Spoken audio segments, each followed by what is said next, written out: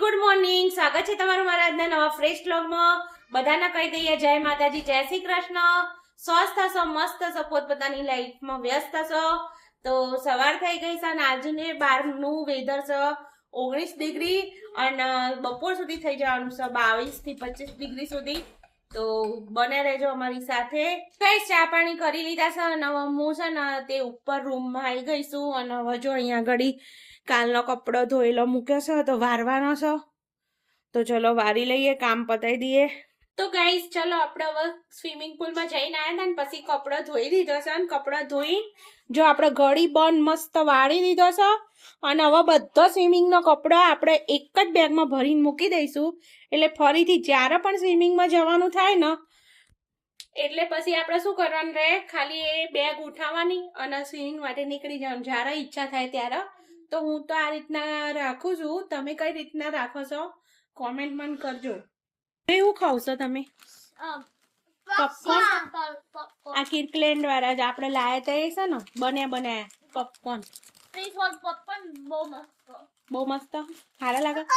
આપણે પેલી કોથળી લાવીએ છે ડાયરેક્ટ બનાવવા વાળી, એના કરતા સારા.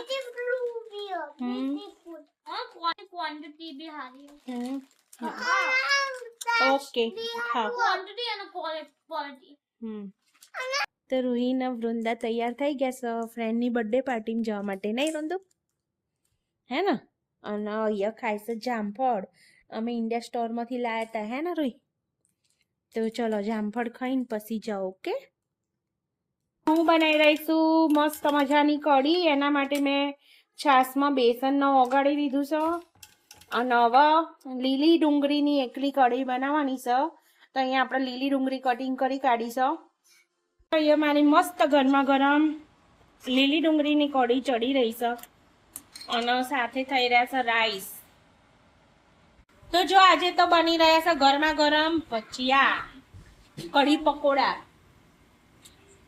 ધવલ કુમાર આવી રહ્યા છે. Welcome home. આજે તો તમારું ફેવરેટ ખાવાનું બન્યું છે ભજીયા, કઢી પકોડા. પ્રવે બતાવજે આ બાજુ.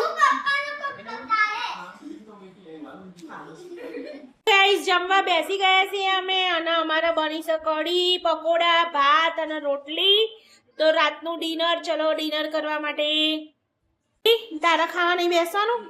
ચમ ખાઈ નહીં? બર્થડે પાર્ટી છે રહી તમાર સારી રહી?